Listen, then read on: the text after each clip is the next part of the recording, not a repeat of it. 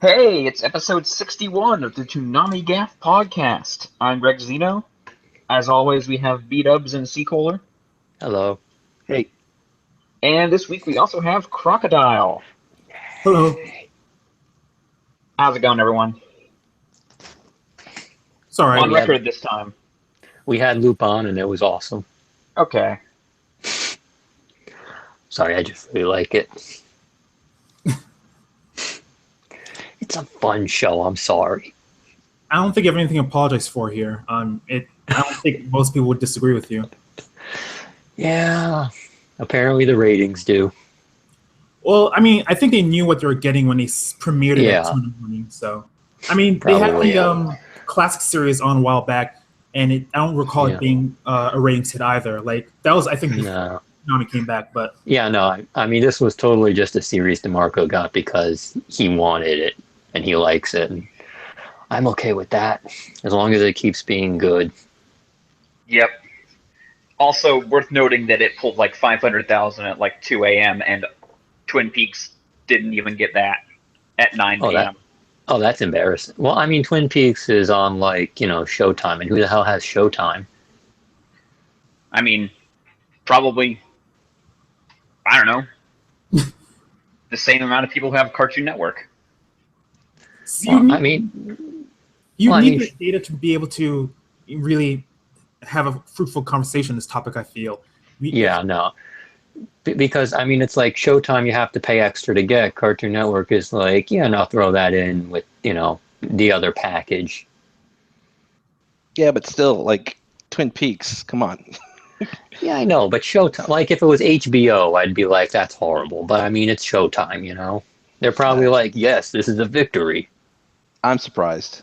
That seems pretty crazy that this show from like several years ago, an anime at 2 a.m. got better ratings than a primetime Showtime debut. Yeah, it's a big deal. All right, I guess. Either way, I don't think there was any other news at all. No, I mean, there was a little bit of Lupin news. We found out that we're not getting the proper opening and endings because of licensing issues. Oh, yeah. That's Which such a is bummer stupid. too, because that's one of the It, best openings I've seen in a while. it really is, and it sucks because they've played that opening in the U.S. before. It's the song they always use for Lupin. Well, It's like the only one they have. it's technically a remix, so it could be because of the Oh person who wow! remixed it. I guess Yeah. it's so different. I couldn't tell the difference between that and the original. Yeah, it's not much different, but I guess it's enough to, Yeah. be an issue. Yeah. Yeah, which is kind of disappointing because it also means we won't be getting it during the show itself. Yeah, I mean, I don't know who cut that opening that did air. I mean, they didn't do a bad job. The music No, I is mean they music they pulled just from the show, and so it's not super interesting. And no. the shots that they used, it's okay. I mean, like It, it actually it's better the than. Italian cut. I don't think that's true, is it? No, I don't I'm think pretty it's sure either. I think it's like a version of the Italian cut. I don't know. The opening, I guess the classic Lupin the Third theme opening, I think was associated with the Japanese airing, I want to say. So Yeah. I guess this might be the Italian cut. I don't know. I didn't see. No, I was. I don't. Oh, I, yeah. I was going to say, I think I've watched the Italian cut, and this is not it. I think this is something that was created by Adult Swim. Probably. I And feel like this is something we could look up, or if someone wants to do that. yeah, we can look it up, or someone who watches can comment in the thread about it. But regardless, it's okay. Yeah, it's not horrible. It's just not, It looked absolutely made amazing. up, like to me, because it was showing shots that really weren't going exactly with the music, and then it ends on a real sort of like, it doesn't end in a cool way. It just sort of ends with a still shot, and then that's it. And it's kind of, Yeah. I don't know, but I guess it could have been worse. But Yeah. I mean, I'm more just disappointed we're not getting the theme itself for the you know, in the show because where they played the new opening theme in the show, that would have been like a classic place to have, the Lupin the Third opening going like that, however the hell it goes. but this is probably better kept for later. I guess they would have cut it anyway. You know. I mean, they would have at least played it in full once. Yeah. It's so beautiful. It's like one of the coolest looking Oh, it OPs. definitely is. I would have preferred, if DeMarco was listening, I would have preferred they just take the music out of that opening, put different music in it, even if it didn't match, just so I could look at the visuals, because it's so cool looking. Oh, it's definitely really cool. Like, I had to go back and watch it earlier today. I was like, oh man, I gotta see that. Yeah. There might be a chance of kind of some kind of discordance, or if you try, like, I feel some visuals go really well with some music, and sometimes you can separate them to some degree. I guess I'd have to see how that opening might work with a totally different soundtrack to it. It might, It might not be as good. Yeah. It's also possible, too, that we'll get the Space Dandy situation again, where maybe they work it out and they do get to air it. That would be awesome. Yeah, hopefully that is the case. And then they'll air it once. And never again. Good enough. So, oh man, I started typing shit. So I guess the Fooly Cooly news from Anime Expo, that was new this week, right? Between this week and last week, or? Oh right, yeah, no. What happened there? I think from my recollection, I don't have it opened up in front of me. From my recollection, they were saying I don't know if they were going to premiere a trailer, but they were at least going to have a panel about it and talk about it. So I think we should get some new information about that. And of course, Anime Expo is the weekend of July 4th, so not too far off. Here we go. Trailer planned for Anime Expo, blah, blah, blah. Showing trailer, poster giveaway, production announcements. Yeah, it looks like it's just a rollout thing. I don't think we'll be seeing this is when it's going to air, but, It'll be really interesting. I'm so looking forward to seeing what the character designs look like. Because we know, obviously there's a new protagonist, but obviously there's all the returning characters, and with the different, I know it's obviously got some of the main people who wrote the original, but then it's got different animators and different producers on the other end. It'll be interesting to see how much they switch up the style, or if they try to mimic the original. Yeah. So, I also Anime Expo, they've got to announce their new show there. What's the next show that's ending that's coming up? Attack on Titan. Oh, right. Okay. So are we expecting Stardust Crusaders or something else? Yeah, we're expecting Stardust Crusaders. Yeah, probably. That'll be great. Another really fun show on the block. That'll be around for a year. Remember, it's 50 episodes. Woo! I think it's 48, but it's going to be a while. Plus you add up like marathons and stuff, so. Yeah, more than a year. So, either way, it'll be nice to have Stardust Crusaders premiere on my birthday. Anyway, want to talk about Dragon Ball Super? All right. No? No interest? Yeah, Dragon Ball Super episode 22. Change. An unexpected return. His name is Ginyu. He didn't need to be here. He didn't, but it's better that he is. Is it? Well, to be honest, I thought the addition of Ginyu, having watched this back when it was airing in Japan, I thought the addition of Ginyu would have been kind of a cool, kind of funny, neat addition, because it was not like this in the movie. There was no Ginyu. So I said, oh, they're bringing him back. They're going to do something cool from him. That's nice. As you can tell from the preview, though, he gets wrecked. Episode, so he basically accomplishes nothing. There was no reason to bring him back. So yeah, I think he's pretty much squandered here. I was expecting something cool to come of it, but knowing what happens in the future, and of course, since the preview spoiled it to you guys, yeah, he basically does jack all. Well, I mean, he's more interesting than the guy we had, I would say, yeah, he doesn't do anything like cool, but I do like that they're instead going down the comedy route with him.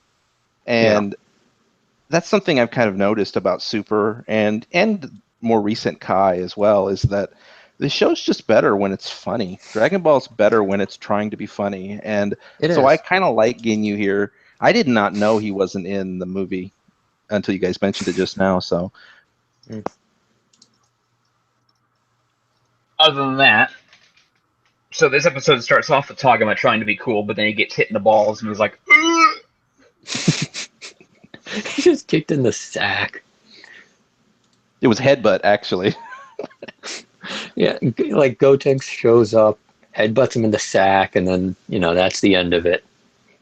Like he just defuses almost instantaneously. Like spoilers for anyone who hasn't seen Kai yet, but Goten and Trunks fuse and they turn into a little shit. Who has like Sega Genesis music. He does, and he has the best abilities. Yeah, Gotenks has been pretty heavily underused since. I mean, he's been pretty much a non-factor since Dragon Ball Z ended, and I guess he does some cool things in Kai, as some people see, but yeah, in Super he's been a non-entity. Yeah. Is the guy doing Ginyu's voice the same voice? I think so. I mean, it sounds similar, I think. Yeah, I mean, I couldn't think I, tell. I think it's the same guy from Kai. I don't think it's the same guy from the original one, though. Okay. I mean, there've been so many dubs of Dragon Ball at this point, but yeah, his voice didn't sound any different than the last time I heard his voice, which was in Kai. So Yeah, I couldn't tell for certain, but I think it did. It certainly sounded similar to me. Yeah.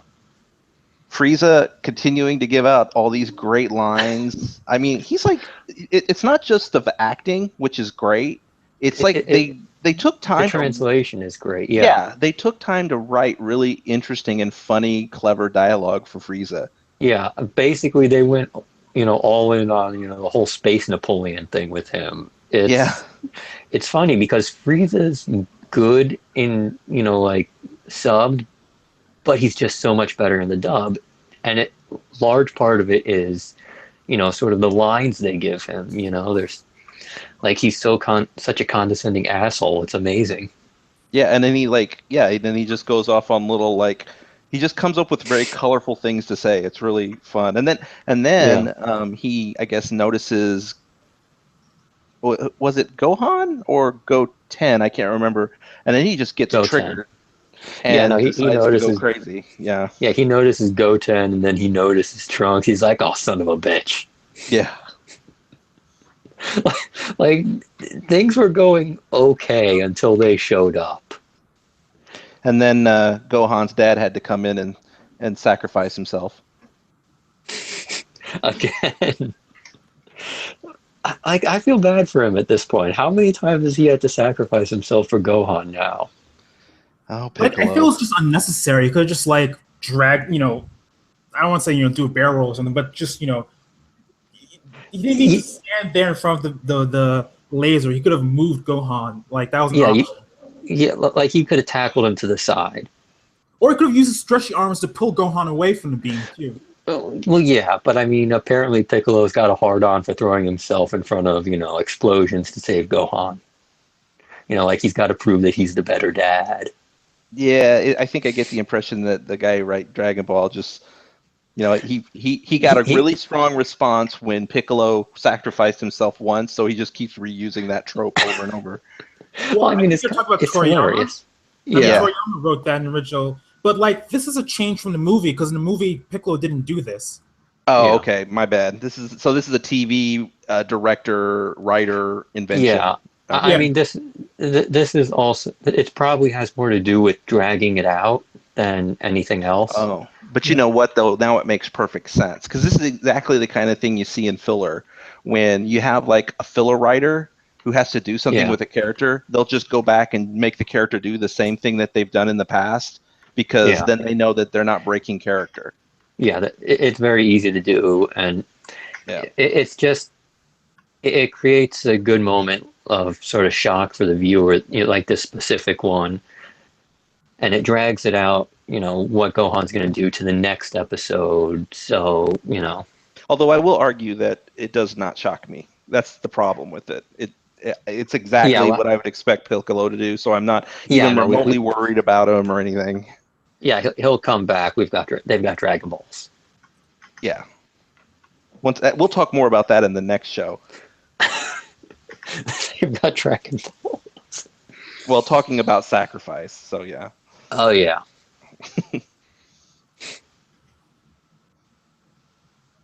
So, want to talk about Kai? All right. Dragon Ball Z Kai, the final chapter is episode 121. I am the strongest. The clash of Goku versus Vegeta, in which Vegeta just kind of stands around and acts like a heel wrestler. Yeah, Yeah. I'll admit that this was kind of dramatic and there was kind of a good sense of tension, but the episode did not use time well. No, it didn't. But Yeah. at the same time, we got to see Vegeta doing his best heel turn. So I'm like, this is when Dragon Ball Z was like, yeah, you know what? Fuck it, we're just gonna do wrestling.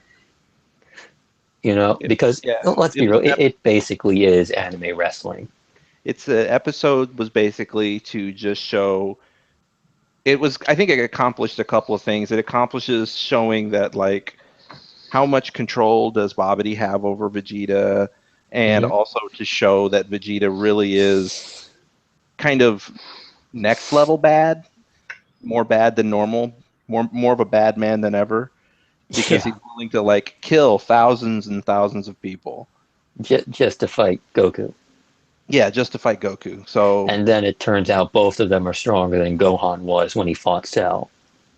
it's kind of interesting because I think even at this point in Kai, I don't think we would see Vegeta just kill innocent people like that anymore. So this gave them, I guess, story-wise, an excuse to have him do it. It's like, oh, now he's possessed or he's bad more so than ever, so he can get away with doing this. And when I was Yeah. going to talk about the Dragon Ball, somebody in the thread mentioned it's like, this is crazy. I mean, Vegeta kills thousands of people in that arena, and then there's like a nuke that goes off in the distance when he finishes his attack, and then like Yeah. Bulma and They Chi don't Chi care. are just there, and they're just like, "Oh, Vegeta, what are you doing?" And it's like, but they're not really worried about the thousands of people that have just died. It's just the Well, they fact got that Vegeta's acting like a jerk. And they got Dragon Balls. What do they care? that's right. And then someone in the thread was like, "It doesn't matter." He said, "They just wish them all back. They got Dragon Balls." Yeah, seriously. You use one wish to wish them back. You wish another wish to make them all forget it happened, and boom, they don't know any better. Yeah. Yeah, that underlying fact can kind of reduce tension and kind of obscure incentives. And the whole also thing, like the fact that Goku's on Earth right now, even though he's supposed to be dead, there's these little weird things that just kind of make a lot of decision making processes in this show a little weird. Yeah, But we not had a getting long into it at this point.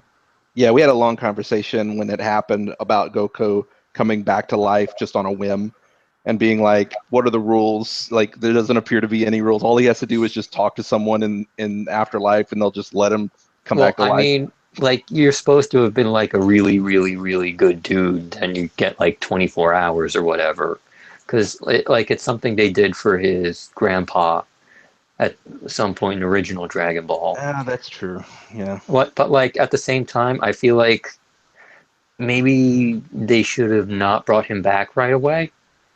You know? No, that the fans would have thrown a hissy fit. Yeah, good point. Like, the reason he's back is that the fans literally threw such a huge hissy fit if he was like, okay, no, I'm Fine. actually not going to change main characters. Yeah, good point. And now we are literally in the Gohan sucks power hour. Yeah, at least for a little while. Like he'll get better in Kai, and then he'll get worse again.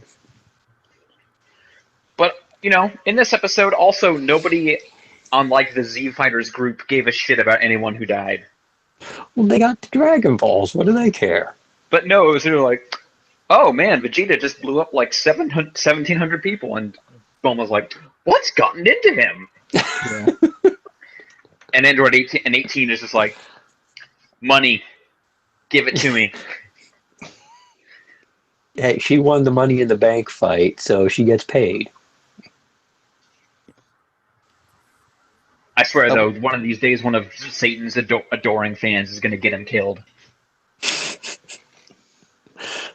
Yeah, like they keep trying to push him off on every problem they have. It's like, Mr. Satan, they're firing a nuke at the city. Can you do something?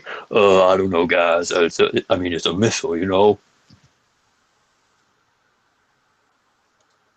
I will say that the art in this episode looked really good. Like the character designs were totally on point, especially a lot of the close-ups of Vegeta and his face and stuff. It looked, for an old show especially, it looked really good. Like I love the style and like the very sharp edges on the characters. It was just, and the sharp angles. It just looked like awesome classic anime. Yeah. I wouldn't necessarily like remark on the age of the show because there's certainly many classic either TV shows or of course OVAs or movies or whatnot that are especially well animated. It's more an issue of time and resources and budget and whatnot than age. Of course, you can point to like classic Disney films and so on and so forth. I will point out though that this kind of upcoming stretch, to my recollection, is one of the better animated parts of DBZ in general. Like especially the Goku versus Vegeta fight is one of the better choreographed and animated fights in just Dragon Ball in general. That's probably why you're picking up on things looking especially high quality. It's because this is actually, at least from my recollection, one of the times the show looks its best. Yeah. Yeah.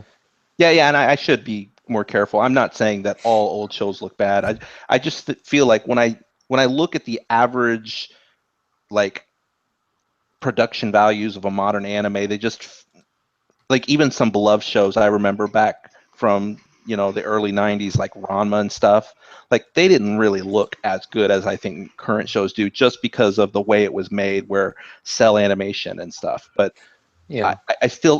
I'm just more commenting on just like the actual character designs, because we've seen Kai episodes where the characters look really off model and awful, and these look just like on point. These look like this is the Vegeta face, this is the Goku face that's like iconic. Yeah.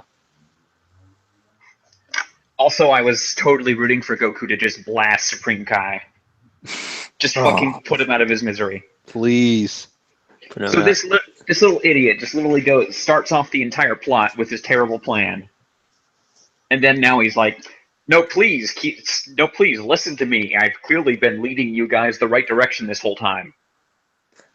Yeah. He's worn out his welcome, as far as like he was basically this whole time just there to explain things, and at this point, like, I don't even want him around to do it anymore. He's just a waste. He needs to die. I'm assuming he never does anything. I have no idea, but I'm guessing he just never accomplishes anything. No. If I remember right, he does one thing. Oh, wow. Like he has. No. Okay, two things. Okay, two things. Yeah, no, two things. One of which is die. Yeah, I mean, like, I don't even want to go back into the whole concept of Kai's dying, but we do know that happens. Like, it's completely just useless for him. Like, he lives in other world. What the hell I'm a does he need to demigod, live but for? I can apparently, I'm mortal or something. Yeah, and that completely like makes the whole thing with Beerus weird, because apparently their lives are supposed to be tied to each other. Yeah. So like when he dies, does Beerus die like in his sleep or something? Somebody or said that's what happens. That's my understanding as well. yeah, like that's what I'm trying to be like. Did like Beerus die in his sleep for like 20 minutes? Because it's just one of those things. It's like, that's weird, you know? I don't know like if you'd think Kai he ever would. dying in Dragon Ball, does he? Yeah, King Kai Yeah. died. No, but Yeah. he's not Supreme Kai. No, Supreme Kai eats it for like 20 minutes. And then, so he does three things, one of which is die, and that happens in the middle. When is this again? Can you remind me? Was this from It's Super Blue or something? Or it's it's the Super Buu thing, and it's right after Gohan finishes up with what he's doing, and it's the earrings thing. Like he dies and then he comes back. Well, I mean, clearly Beerus It's didn't exist at this point, so it's always going to be awkward to try to retcon characters into establishing canon and narrative and whatnot. Yeah, like I just think it would be really funny if, at some point we get like a little flashback of Whis just watching Beerus and like, a halo just appears on his head while he's sleeping for like 20 minutes and then, it goes away and he's like, maybe I shouldn't tell him about this. It lasted just long enough for him to finish yawning from his nap. He was like, "Yeah, I'm dying. Oh, I'm okay." And like we've said before, the only consequence to dying at all in Dragon Ball is that you get a halo. That's it. And you can't travel around, the living world, but Well, big that's not loss. true. Look at Goku. Well, I mean, you get 24 hours. Okay. By the way, I'm sure that will be rigidly stuck to. Yeah, I was gonna say. Oh yeah. I'm assuming he's gonna be around for more than 24 hours. And he will eventually come back to life. So again, death is meaningless in Dragon Ball. You just get a halo. Pretty much. I mean, look at King Kai. He's dead, and he has a halo, and he's a King Kai. Well, I mean, what does it matter for him, Yeah, exactly. Actually, that's kind of funny considering a future episode of Super. Apparently, he does mind. Oh yeah, I remember that. Yeah, that was kind of a. Also, just an aside, what's happening in Super makes me really wish we were watching that Super. Oh, definitely, that would be so good. Like, please, it actually turns out the stuff they wrote for the new show is actually good. Yeah. Well, that's actually promising. So, Want to talk about Attack on Titan? Episodes away or something? Sorry, Crocodile, go ahead. That's only 70 episodes away or something. Oh yeah, sure. Yeah, about but a it's year. not like the stuff between then and but it's not like the stuff before then isn't great. Yeah, there's some good stuff along the way. I'm not saying there isn't, but just last week's episode is definitely one of the top 5 or top 3 Super episodes so far. So it's going to be wild to get that. Oh yeah. Anyway, Attack on Titan. Attack on Titan. Attack on Titan, episode 33, The Hunters. So, the Colossal Titan gets away with some bullshit. What else is new? Yeah, what else? What else is new? And so Rainer noms Eren and they run off, and then there's a long flashback of stuff we're pretty sure we've seen, but, Yeah.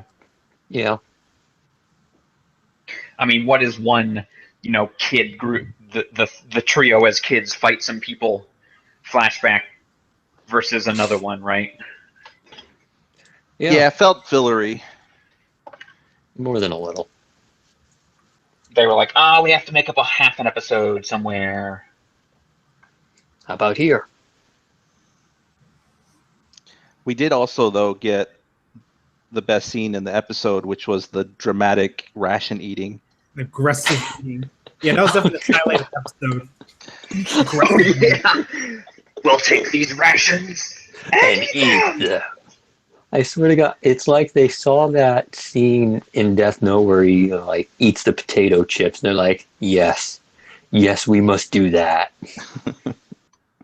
Only we will use a worse food. Only thing that really... Oh, go ahead. Rations. Yeah. The only thing that bothered me, I mean, I think it was an okay episode, actually kind of forgettable, to be honest, with the flashback, but the thing that bothered me, though, is that I like Mikasa a lot as a character, but I got to admit, man, she's just way too obsessed with Eren. Like, it's okay for her to be, wanting to be protective and stuff because of their backstory, but it's it's all her character is in this episode. Yeah, so I think you like what Mikasa does. You don't like her character, though. There's not a whole lot. There's not a whole lot much else to her other than that, though. Well, as long as she's not talking and is killing Titans, she's amazing. As soon as she opens her mouth, that's when trouble starts. As soon as she opens her mouth, it's like, I love Aaron. And it's like, oh god. What is that thing? It's called like the Bachnell test or something. The Bechdel test. The Bechdel test. Yeah, she fails it miserably because like she cannot open her mouth without talking about Aaron. Well, it has to be when she's talking to another woman. The test is for a show, so she wouldn't fail it. Oh, I thought it was for characters. Okay. But I mean, hey, this season at least already passed that test with Krista and Ymir. Yeah. It did. Oh yeah, they're just talking about each other. But yeah, the Bachdel test, however it's pronounced, is: are there ever two women or a group of women talking to each other about something that isn't a man or someone of or like a relationship or something? Right. Yeah. It's literally 1, 2 or more women. 2, have a conversation. 3, about something other than a man. Yeah, I mean this show passes it. I mean we've got like Hanj, and she's all about like being a leader and crazy. No, that's Sasha. Sasha's potato girl. Oh, yeah, Sasha's Sasha's got stuff going on, but then Hanji's got like her, her Titan fascination and fascination, quote unquote. Yeah, fetish, fascination, whatever. It's a fetish. She has a fetish. But the problem is Mikasa is such a cool character concept, but wasted on the fact that she doesn't seem to ever think of anything other than Aaron. Yeah. Yeah. So I just wanted to get that out there because it bothers me. I wish they would do something more with her character where she has her own motivations. Yeah, well, she's in love with Aaron, so. Yeah. So one note. What are Armin's motivations again? He's in love with Aaron. Kinda. Yeah. Yeah, you're right. That actually, as far as we know, that's it. But he also He just really wants to see outside the walls. That's what his motivation is. He wants to go to the beach with Aaron. That's what he wants to do. Like specifically with Aaron. He kind of is like a male version of Mikasa in that instead of being like a badass who takes down Titans, he like is like this master strategist and like thinker. But again, it's always in the service of protecting Aaron, basically. And I feel he's not so emotionally dependent or attached to Aaron. Like to him, Aaron is a good friend, whereas to Mikasa, Aaron is like her star, her moon, and shining stars, and whatever like you want to use. Like he's not going to try and suck Aaron off. She is. But like also, I mean.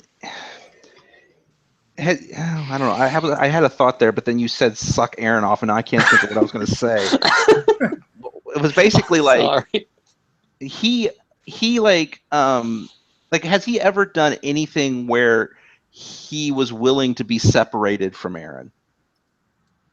There was that time he let Aaron get eaten. But that was like, I guess, in the service of Aaron. I guess I don't know. Well, I mean, Aaron told him not to get eaten, and so, he let Aaron get eaten. I guess he's never been away from Aaron. I feel that time Aaron got eaten. Yeah. I feel there was another time they got separated, but I'm having a hard time remembering it. But it was never deliberate. See, that's my point. He's like, hey, Aaron and Mikasa, I need to go over here and do this other thing and help these other people. Like, he would never do that. He's too attached to the Aaron trio. Oh, he was separated from Aaron for a good long time in the female Titan arc, but he was in the different flank with Reiner and when Annie came to attack whatnot. And I don't think he ever choose that. Aaron. Huh? Did he choose to do that? No. Well, he didn't. I don't think he really had a choice to be where he was assigned. I mean, see, that's what I'm saying. Like, for him to have a richer, deeper character, he has to be willing to not care only about Aaron. Like, he has to be able to go and do other things or have other things he cares about. Somebody, I forget who, just Grex maybe said that, wanting to go to the beach or whatever. That is like at least something. He has a that he cares about that motivates him other than just wanting to protect his friends Aaron and Mikasa. So. Well, I mean, he wants to go to the beach with Aaron. I think you're just making that up. No, I swear to God, I'm not. No, wasn't he wanted to see the sea or something? With Aaron, yeah. I think I vaguely remember. I mean, it's not like I think what's happening is that there's a mental image of Aaron and Armin floating around in the beach in speedos or something, and that's not what's going to actually happen. No, It's like two not. friends going somewhere on a trip. Yeah. Right. It's not like like Rocky 4 where They're gonna go running and Rocky are hug. like splashing the waves, celebrating the workout or whatnot. That's not what's happening here. No, Yeah, they're it's not gonna. They're not gonna hug as the water crashes over them. Yeah, I think you're just trying to paint a humorous picture there, B-dubs. That's not his real feelings. Although I guess I really don't know what his true feelings are because he doesn't really talk about them, but whatever. Anyway, other than that, yeah, the Titans ran off, and I can't even remember anything else happening in the episode except for that one guy who was like a guard had like a conversation. Oh yeah, Hans. Mhm. Yeah. And then Hanji is like giving orders while just lying on the ground. Yeah. Like they can't just like give her a chair or something. Nope. Oh yeah, and Pixis is back, and he's still really creepy about Titans. Did you expect anything different? Remember the guy who just kind of has a Titan fetish? Oh, so there's another one. Okay. Well, They're perfect for each other. I mean, so Hanji has more of a fetish for science about Titans. He Yeah. just actually wants to fuck Titans. No, it's more like he literally has a vor fetish for Titans. Oh God. Anyway, let's move on. Yes. Anyway, Tokyo Ghoul. Oh no, this is even worse. Tokyo Ghoul, episode 11, High Spirits. In this episode, there is not high spirits. There's No. only the edge. Someone gets tortured, and then they wash his feet, and then they torture him again, and then they wash his feet. I want to thank whoever in the thread every week posts that picture that just says "I am the edge." It's a good summary of the show. It is. What I don't understand is that so obviously I've kind of lost track of what's going on and why. Partly because I've somewhat lost interest, but also part because I think the show is doing a poor job explaining what's happening. But I'm just kind of struck where the main protagonist is getting tortured for God knows what reason, and then someone will come in and say, "Don't worry, we'll get you out here. We got you back. Stay up." Splash the water on him, leave, and he gets tortured some more, and this pattern gets repeated over and over again.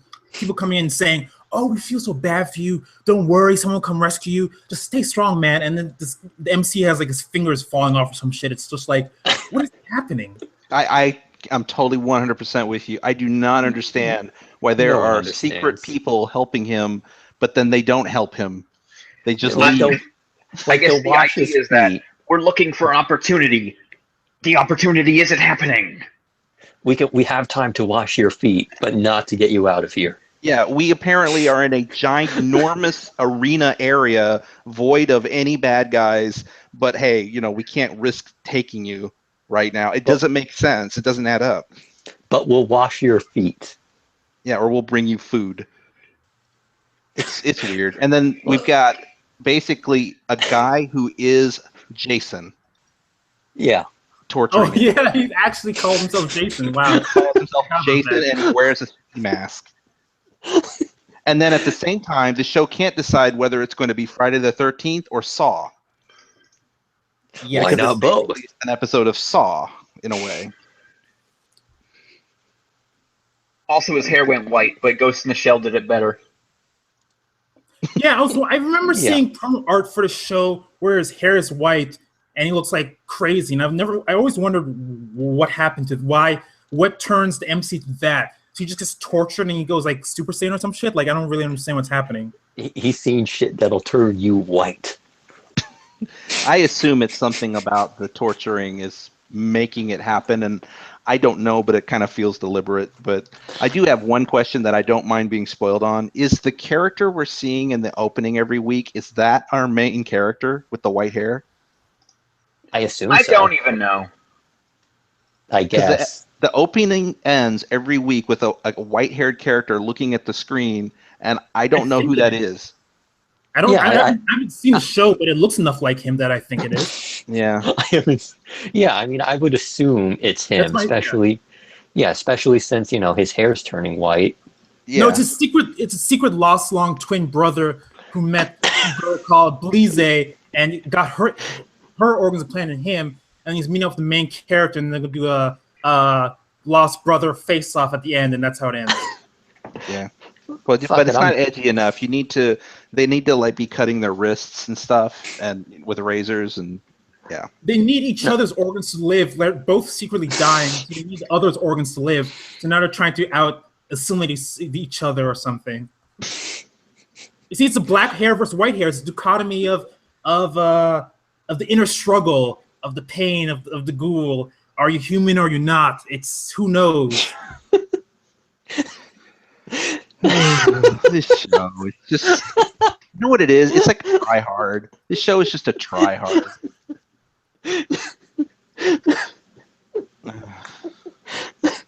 Also, there's still this weird white-haired crazy kid. Oh God. Oh, Just in case you forgot this was anime. Well, you never would forget, but here's anime character. Yeah, he just jumps in and kills like 15 super ghouls in like 5 seconds because hey, he's anime character, trope character. Look, check out Yeah. this 10-year-old. He's gonna hop on a motorcycle into a building and then kill like 10 people by spinning around with a gun.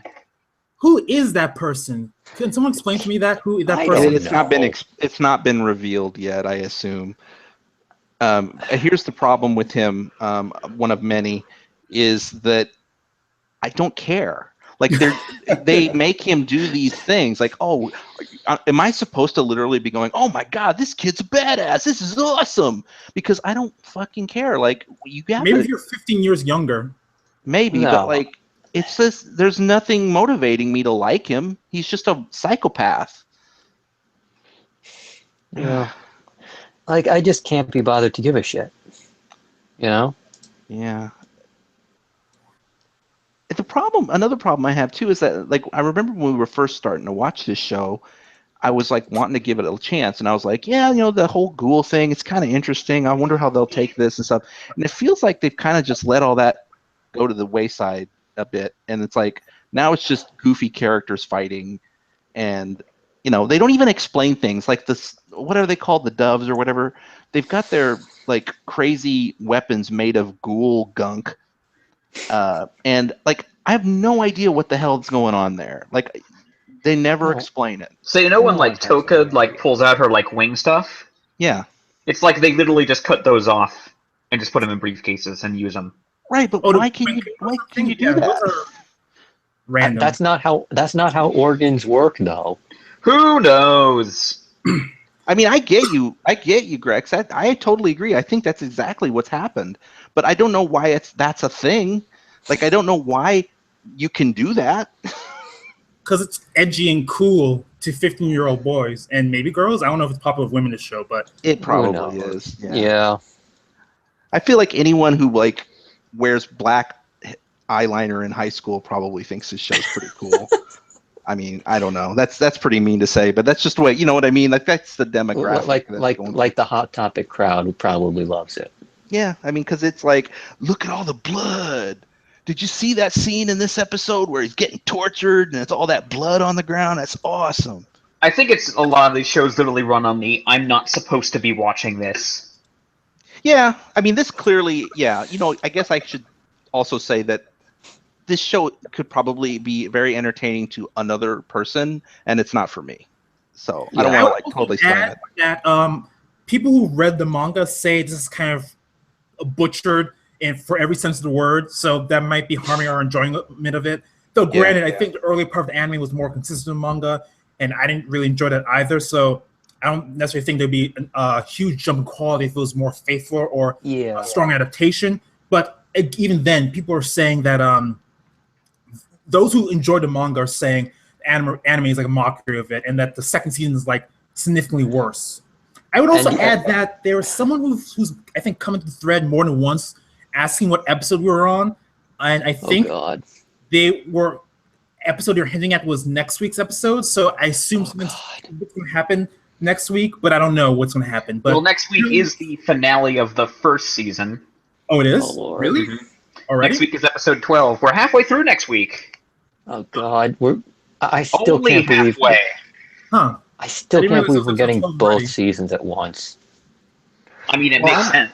I'm glad. I mean, I'm happy to hear that we're already halfway done. That seems pretty fast. And that once we're done with it, we'll be done. Yeah. Forever. Forever. And just to comment on what you said about the manga, I mean, all you have to do is watch the ending of this show and realize that, like, it kind of, even just by looking at the art, you can kind of tell that the manga is probably better. Well, I mean, art's I not tried really reading.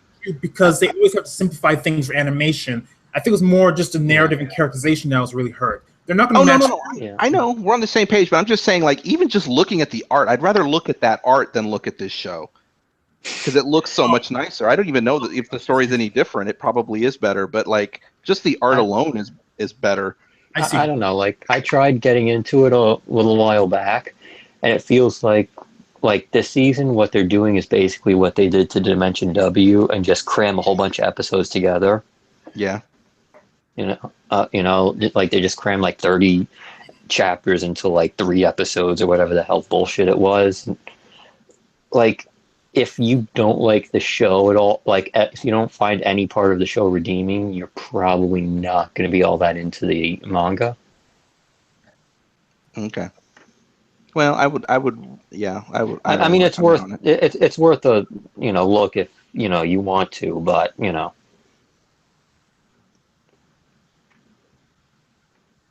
So also, there's this son that's like, hey, check out this owl guy. He's super dangerous. And it's like, oh, who the fuck is this? I don't know. He just comes out of fucking nowhere. Anyway. Why are these guys, the owl and the rabbit, and why are they, all these people have, or rather these ghouls have, like, animal names motifs? Well, probably because they're masks, They just ended up getting called by the mask, and so it's like, hey, you're Rabbit. One more thing. What is the point of the masks? Why are they a thing? We talked about this. Yeah, isn't it so the good guys can't tell who they are? But the good guys do know who they are already. Well, no, I think the issue is they that don't know. What's her name? The main Toka, I guess. But they seem to know all the other ghouls pretty well. Well, I thought that the way it made sense to me was that the doves don't know what they look like in their everyday lives. That they only recognize them by their masks. They don't know what their unmasked face looked like. So, like Toka and all the people who work at the barista or whatever, they like doves could walk into that place and not know that they're ghouls because they don't recognize their face. Yeah. But the thing is, the Kaneki's mask is not even a full mask. You can still see, like... Yeah, but that's like Superman. Face. It's like Superman where he can put on glasses and then nobody knows that he's Superman. I think it's enough. You know what I mean? It's like it's just enough to like trick them. It's not like, don't take it too literally. It's just the fact that his face is covered somewhat is enough. The best You is are right. Well, you are right that though, like the rabbit and stuff, their face is completely covered. Yeah. All right. I do agree that it's like, hey, look, here's Kaneki covering only part of his face. Hey, look, it's definitely not the gourmet. Yeah, the gourmet especially, like you can totally see his face, but I guarantee you, in the lore of this world, I bet they can't recognize him. Either that or he just doesn't give a crap either way. Oh yeah, he came back because he ate himself. Yes. What the hell? He ate himself. That should not work. That seems like bullshit hacks, and yet there it is. I mean, it's like, can ghouls like regenerate themselves? Yeah. Are I you think sure? So. Like 90%. Okay, then this is ridiculous because then you could just eat your own fingers off and then they just grow back. You would never have to kill anyone. Well, and yet, I kind of question if that's true, so I don't know. But if so, that's real. I think they have like a certain. I think they have like a certain amount of regenerate. Like, there's probably some kind of negative bullshit involved in that, Yeah. Or like people just don't do it because it's gross. Well, it is gross, and it Well, probably hurts like hell, but Well, I mean, their entire existence is gross. yeah. Yeah. Anyway, Hunter x Hunter? Yes, please. Hunter x Hunter episode 55, Allies and Lies. This So in this episode, episode, Hisoka gets a betrayal boner. He gets all kinds of boners. he So, yeah, never I was- doesn't have. He always has one. Yeah. Constantly. So yeah, I'll say that this arc so far has been going in a direction I didn't really expect, nor do I entirely understand. I'm not entirely sure what's about to happen next, because I kind of, I know Hunter x Hunter's been said to be kind of unique amongst shonen, kind of doing outbox things. So like, I still, it's hard for me to see, what would or wouldn't happen, being still new for this show. So I kind of expect it to be kind of like normal, the good guys versus evil organization X type of show, where like Everyone pairs off kill the big guy. one-on-one fight. Yeah, or like they'd swap around, maybe some group fights, whatever. Eventually they'd whittle down the Phantom Troop members, either kill them all or kill most of them, and maybe the last one or two reform or something of that sort. But it seems like, I don't really know where they're going with this. I'm really confused. And it seems like there's not much arc left, given what people have been kind of saying. So I just have no idea how this is going to end. And it's all this kind of like, they're going to die or they're not going to die, or like kind of fourth dimensional chess with fortunes that have been edited and weird kind of things. And now people are either getting daggers or not getting daggers, or super modes or not. I have no idea what's about to happen next, which is, I guess, kind of good in the sense that, it's great. It's kind of interesting. I just couldn't really expect what was going to happen, given my familiarity with other shonen. At the same time, I'm still kind of like, I have no idea what's happening, and I'm slightly lost. Well, not lost in the sense I don't understand what's happening, but just lost in the sense of like, where is this Can't predict going? it. Yeah. Yeah, I mean, it is by far the strongest, I think, attribute to this show to me, is that it is unconventional, and I have the whole show never been able to tell what's going to happen next. Yeah. It's great. So another thing that happened in this episode is Kurapika explained that he explained a bit about how his chain powers work, and it turns out that one of his chains he can do the whole like dagger in the heart Nen upgrade thing to other people. Well, I mean, it's not a Nen upgrade thing. It's it puts a condition on them, basically saying, like, he can put a condition on them and it doesn't really upgrade their power. It's just like when he puts the dagger in the heart, it's like you have to do what he says or it will kill you. Right, but I know we're on the same page though. I mean, basically it makes your Nen way powerful. No. Well, like, it does it for him. Like, you have to put, like, if you're going to make your set a condition, you have to set your own condition. He can't set one for you. I will say I think this whole thing is more complicated than it needs to be. Well, I mean, I think it's just sort of a misunderstanding of what that thing is. It's basically he can, like, he puts it in there and puts a condition on you. It doesn't make you more powerful. It just means you got to do what he says or you get killed. Oh, really? I thought it was supposed it's to make them stronger. No. It's you do what he says or you get killed. So like what's in it for them?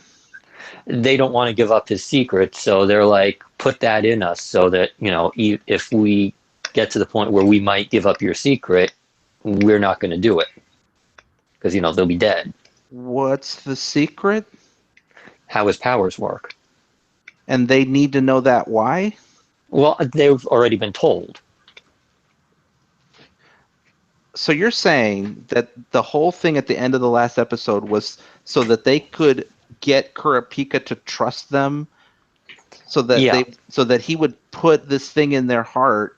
Remember, because Fakanoda can tell, you know. Yeah. Like, she's just got to touch you, and then she'll, you know. Oh. So this will prevent them from lying? This will prevent her from finding out, because they'll be dead. They'll be dead. No, but I mean, like, okay. Or they could just say, I can't tell you, like Hisoka did. Yeah, like that's basically the lie that Hisoka is going with. He's like, "Oh, I've got this thing, and I can't tell you, anything because otherwise I'll die." Okay. So they still have to make the choice not to say it. It's not like it prevents them from saying it. Right, Okay, but this gives them a truthful way of saying I cannot tell you. right. Okay, that makes sense then. Yeah. So they're Like, not going to teach Gon and Killua this technique to power up like he had? well, I mean, the technique is basically you put a limitation on how you use your power. Right. That's what I thought they were going to do. Yeah, no, they're not gonna go around and do that because, it takes more than like 30 seconds. Like, they don't even have a special ability yet to put a limitation on. Okay. Well, So I'm glad we talked about that because that confused me then. Yeah. so you're saying Kurapika is putting the daggers, or seems to be about to put daggers in his friends, so that they won't have to tell. What's her name again? The mind Well, reading. basically anyone in the Phantom Troop. But particularly the one that can tell truths and lies or whatever. Yeah. Hmm. I don't remember her name either.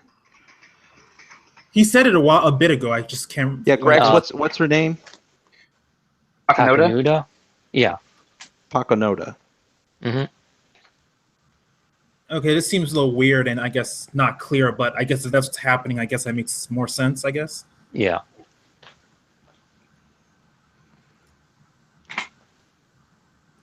Anyway, also, Izuka's really pulling out all the stops to be. So, like, his whole thing is like, haha, I betrayed you, but I was really forced to. Just kidding. I just betrayed you because it gives me a boner. Like, Hisoka got like 4 different boners from like 7 different things this episode. But it wasn't just to give him pleasure. It was because he is trying to manipulate them into not leaving. Right. And Because and I think the reason is because then he knows that he will be able to fight Crollo. yeah, he wants to fight Crollo. He doesn't care how he gets to do it. He just wants to make sure that fight gets set up. Right. But it is cool that, like, Crollo, like, figures it all out, and he's like, wow, he's amazing. Too bad he's wrong. Well, I Yeah. mean, he has no idea about texture surprise. Really? I would have thought he'd know. Like, none of them know about texture surprise. Well, like, that's Hisoka's trump card. Like, that's the one he doesn't tell anybody about. Gotcha. I think it's weird too that the glasses girl knows that she's going to die, and this is like doesn't appear to care. Well, I mean, if you know in advance, you can do something to stop it. Oh, that's right. They did say that you can change the future, right? Yeah.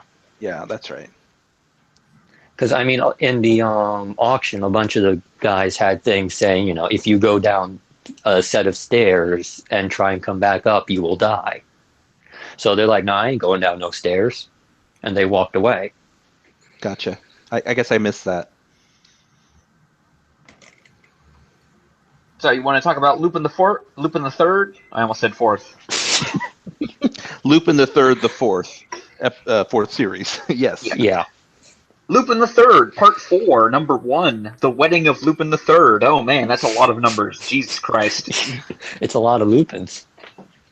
So you can instantly tell that the series is just going to be really episodic. Like, introduce heist. They kind of maybe don't get away with it, but they don't get captured anyway. Is that a safe? Well, I mean, it's, introduce heist. They do the heist. Fujiko betrays them. Other things happen. They run away from Pops. I'm perfectly fine with that. I love how they just invite Pops to the wedding just to fuck with him. Yeah, this is great. I mean, of course, everyone I think here has heard of Lupin or maybe seen Lupin in the past. I had never actually seen it myself, but I've always knew it was, really revered, and I love it. This is great. It's so fun and lighthearted and like just energizing. It's just like, man, if you go back and read the thread during that episode, it's just everybody was just like, this is awesome. Yeah, it's just a lot of fun. There's no real pretentiousness to it. No. It's straightforward. I mean, there is an overarching narrative that shows up later in the series, but overall, I would say it's again more straightforward. It doesn't try to confuse you with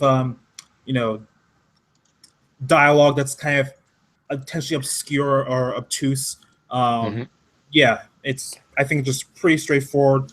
Adult cast, adult characters, and not in the adult as in like rated M kind of way, but it's just like more normal people in a fantasy kind of setting way. Of course, but you know what I mean. Yeah, well, I mean, if Lupin had his way, it would be very adult in the adult sense of the word. It's just, he doesn't get his way. The show's tone, it really rides the line between being kind of sophisticated and fun for adults, but then it has kind of like a kind of cartoony nature to it as well that's kind of lighthearted and fun, and oh man, it's so good. Oh, yes. I will note that apparently Series 2 with the Red Shirt Lupin is on Hulu, so you can go and catch that, and there's like 70-something episodes of that. Which is basically them running around acting silly. Lupin the Third. They run around and act silly. And betray each other. For no conceivable reason. Well, it's really easy to see how these characters they have such longevity and stuff, because they are really, really, they have like an iconic character type to each one of them, and they play off each other really well. And even in the short amount that we saw in this one episode, it's easy to tell their characteristics and their how they all their mannerisms and everything. They just wear it on their sleeve.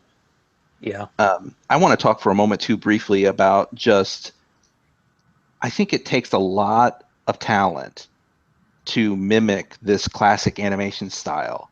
It looks good. It not only does it look really good, but like I was really paying close attention to it, and I don't know how they do it. They make it look like this was animated like in the 80s, and every character design and every like when you see a character turn his face to the left, or just the the number of character frames they have.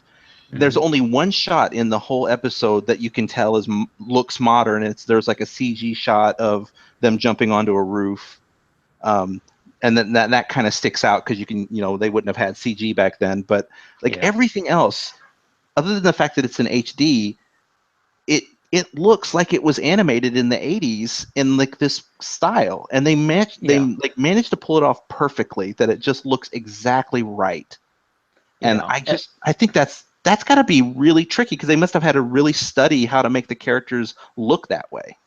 Right, and it's not only they look that way, but it looks a lot cleaner than it would have coming out of the 80s too. Yeah, a bit, but it also has some roughness to it. Yeah, and I think it has like the thickness of the lines and some of the motion blur effects they use. I mean, it's just exactly like what it would have looked like back then. So I think it took a lot of effort to make it look this way, and I think it really shows.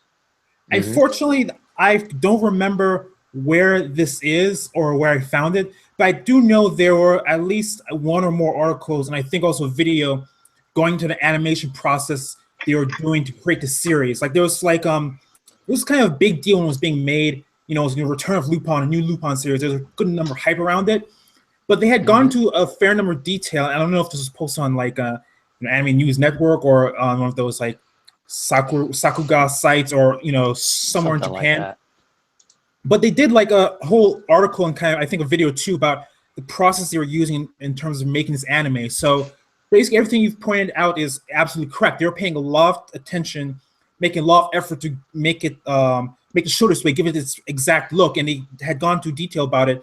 somewhere online, but unfortunately, I don't have the source on me.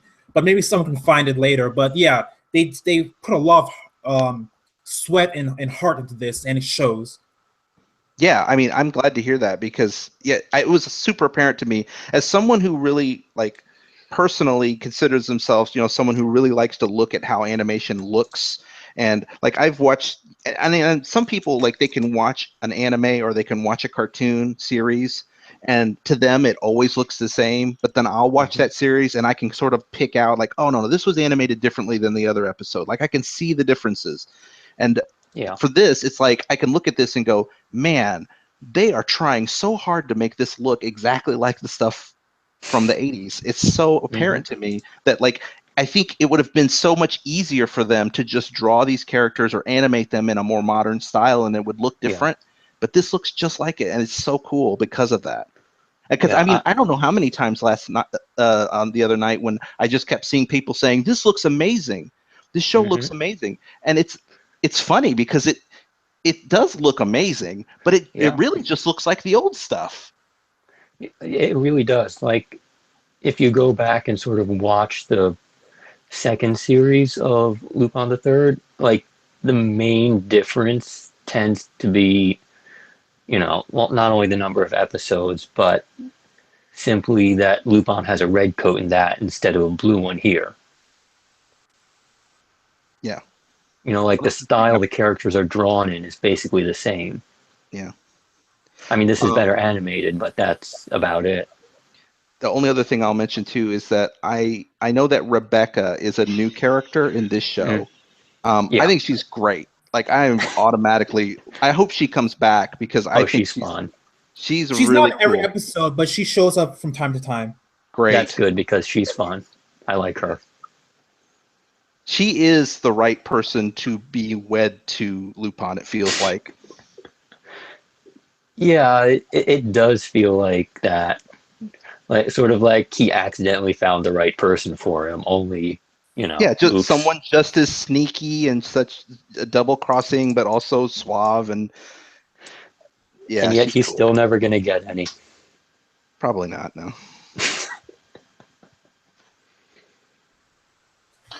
So you want to talk about Naruto? No? If we have to. Naruto Shippuden, episode 162, Pain to the World. Pain, pain, pain, pain, pain, pain, pain, pain. I think this guy might have an obsession with pain. Have you guys seen Perhaps. Teen Titan Go? Any of you guys? Yeah. You know the pain bot in that show? Yeah, I do know that, yeah. Yeah, that mental image just flashed in my mind along with that pain. All I know is pain. It just flashed in my mind right now. So continue on. We were talking about it in the thread that like, or at least I think it was in the thread, or maybe it was in the last week's episode. I can't remember. Just that like Pain is not an interesting villain. He is just your generic megalomaniac. The dialogue Yeah, sucks. Yeah. Yeah, like if he had that Frieza style dialogue, it's like really fun. Like, like if he was Space Napoleon or something, that'd be something. It'd be interesting at least. Yeah, the only interesting thing about Pain is his techniques and like I guess the fact that you're supposed to be impressed by how powerful he is, and he is indeed powerful.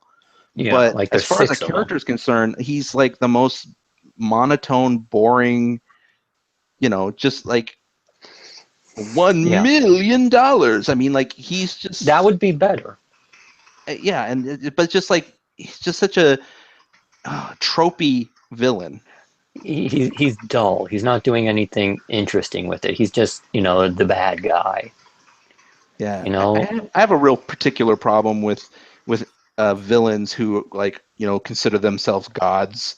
Like I am a god and you are all ants compared to me, and this is exactly that.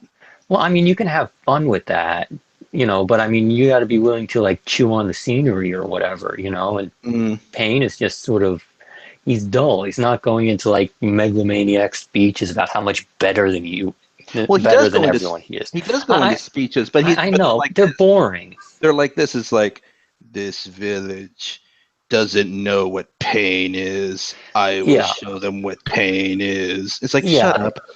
Yeah, it's like they're very dull speeches. Like he's not like Ninja Hitler or Ninja Napoleon or something where it'd be like, oh yes, he's interesting because he's complete wackadoo crazy in a good way. This is just he's crazy in a boring way.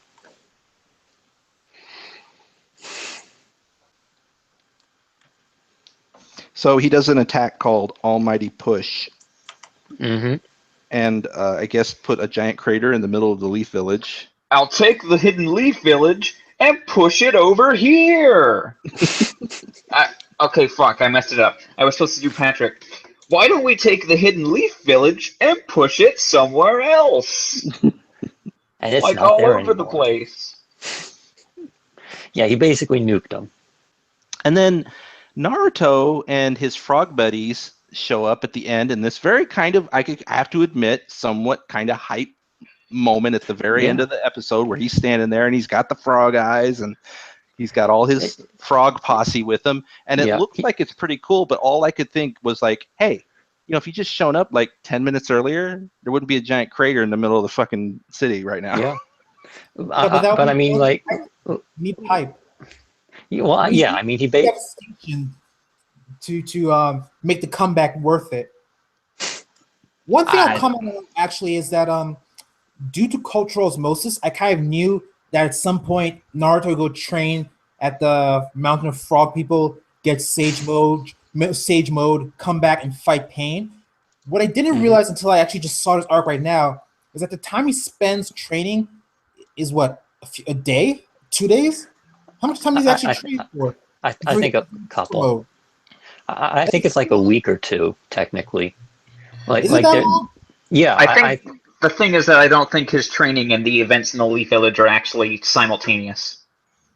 Yeah. They're not doing a very good job portraying time then, or passage of time. No, because like he goes through like 2 or 3 different nights of his training.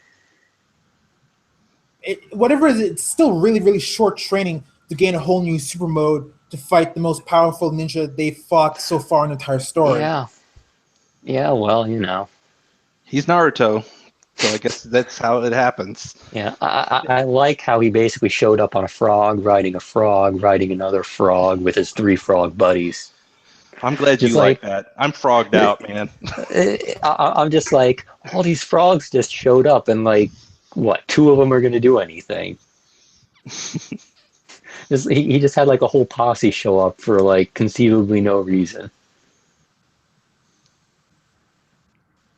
Like the 3 big dudes, I'm like, yeah, those guys are here to throw down.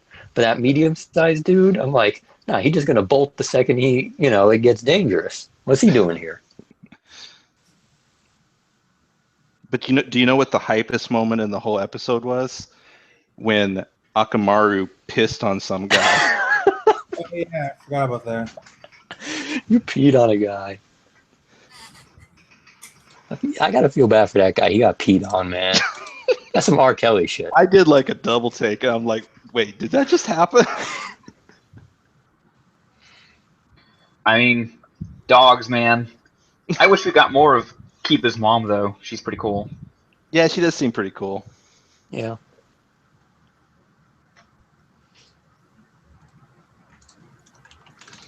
So yeah, let's send that on. His mom's pretty cool. Okay. So, also Ghost in the Shell was here. It was. It was Ghost in the Shell. Mm-hmm. Kind of timely Russian topics, though.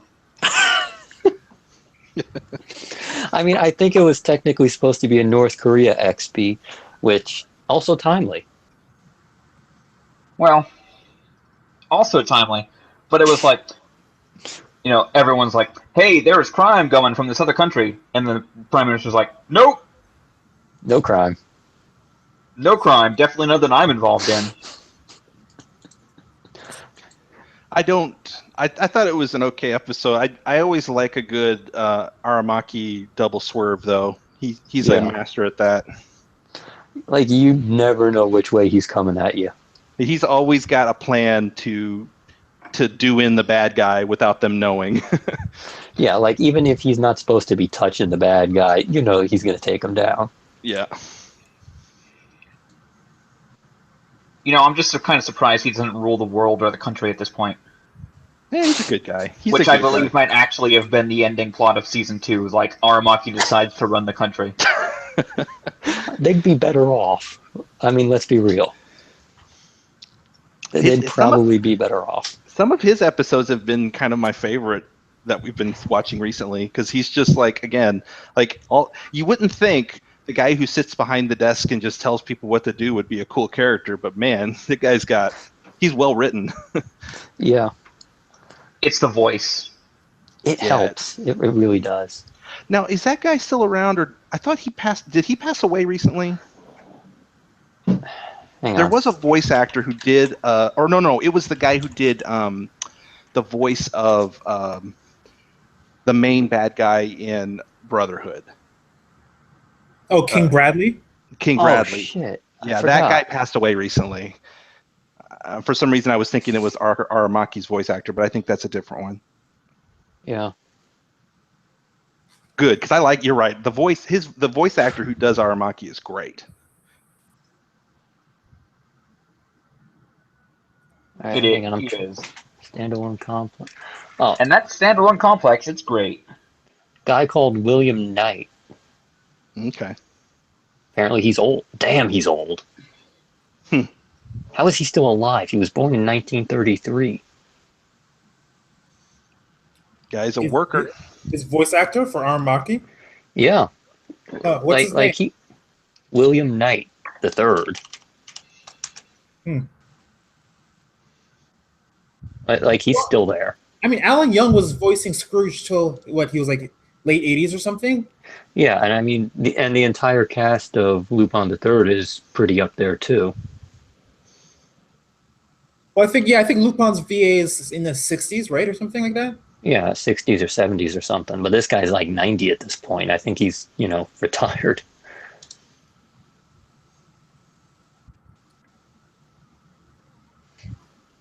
Anything else? I haven't got anything else. I've got nothing. Holy shit, he's still doing work. I mean, he'll be 84 at this point, right? Yeah, he's still working. What was his most recent role? He was in Bite the Bullet in 2017. I have no idea what that is, but if it's working, that's cool. Yeah. I mean, it looks like he's just doing shorts and stuff these days. Okay. Whatever. Oh, whatever. Anyway, that'll be all for episode 61 of the ToonamiGAF podcast. Thank you, C. Kohler. No problem. Thank you, B-Dubs. Okay. Thank you, Crocodile. It was a pleasure. Have a good night. You too. We'll see you next week for episode 62. Good night.